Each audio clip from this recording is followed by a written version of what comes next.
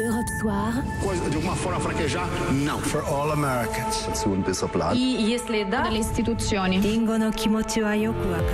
Laurent Bazin sur Europe 1. 18h51, Le Monde dans votre radio tous les soirs, ce sont les chroniques du monde de Sophie Larmoyer. Bonsoir Sophie. Bonsoir Laurent. Alors vous nous emmenez d'abord dans l'une des régions les plus pauvres du Maroc, ça se passe à la frontière avec l'Algérie. Là-bas il y avait des mines de charbon qui ont fermé d'ailleurs il y a une vingtaine d'années maintenant.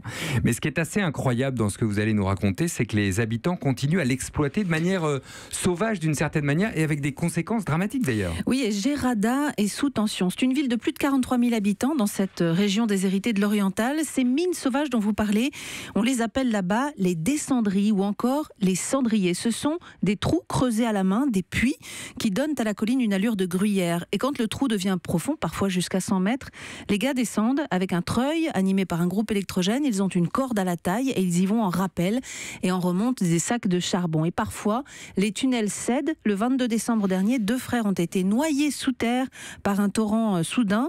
Et jeudi dernier, un autre mineur clandestin de 32 ans est mort dans un éboulement. 3 victimes des cendriers en 40 jours. Voilà ce qui a déclenché la colère des habitants de Gerada.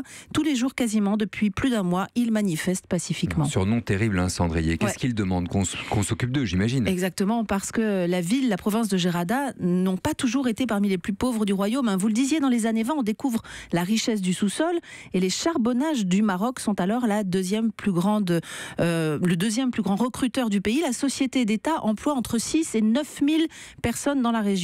Mais la grande mine finit par ne plus être rentable. Décision est prise en 98 de la fermer. Et depuis, c'est le système D. Ces puits sauvages sont illégaux mais tolérés. Les gueules noires vendent leurs sacs de charbon à ceux qu'on appelle les patrons. Quelques notables du coin qui détiennent les permis miniers. Eux sont riches, mais les hommes qui descendent sous terre gagnent 100 dirhams par jour. C'est moins de 10 euros. Quelques 2000 personnes font ainsi vivre comme ils peuvent leur famille. Mais dans la région de Gerada, le chômage a grimpé à 32%. C'est 2 fois plus que la moyenne du royaume. Et quand on a fermé ces mines, on n'avait rien prévu? Pas d'accompagnement? Sur le papier, si, il y avait des programmes de développement, de reconversion qui étaient prévus, mais rien ne s'est jamais passé. Exactement comme chez leurs voisins du Nord, vous savez, dans le Rif, où la contestation gronde aussi depuis plus d'1 an après la mort d'un vendeur de poissons dans une benne à ordures à Al-Hoceima. Vous vous souvenez sûrement de cette histoire. Et c'est pareil, c'est le Maroc qui veut qu'on l'aide à sortir la tête de l'eau. À Gerada, des ministres se sont déplacés ces dernières semaines. Ils ont fait des promesses de plan d'urgence. Les habitants attendent de voir et d'ici là, ils manifestent. Et puis ils continuent à creuser, j'imagine. Hein, et ils continuent à creuser parce que c'est comme ça qu'ils mangent tous les jours. Dans les cendriers, donc les mines éteintes d'une certaine manière marocaine. Merci beaucoup Sophie.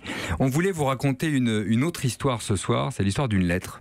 C'est aussi l'histoire d'une petite fille qui a perdu son meilleur ami lors d'une fusillade dans son école. Ça arrive souvent aux États-Unis malheureusement.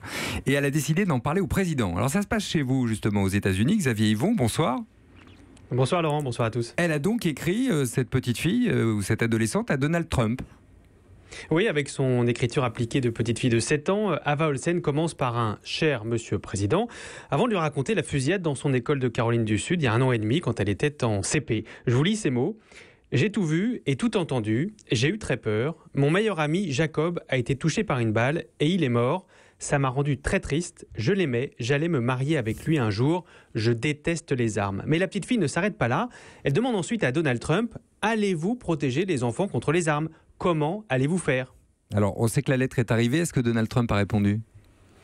Oui, la lettre frappée du sceau présidentiel est arrivée chez les Olsen un peu après Noël. « Cher Ava, répond Donald Trump, tu es très courageuse de partager ton histoire avec moi.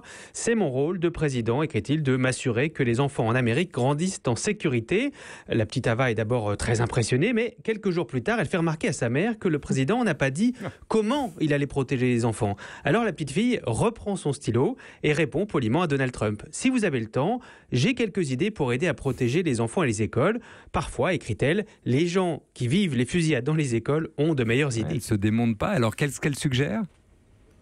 Alors dans sa liste, il y a prévoir des abris où on peut se cacher et construire les écoles en cercle et mettre les aires de jeu au milieu.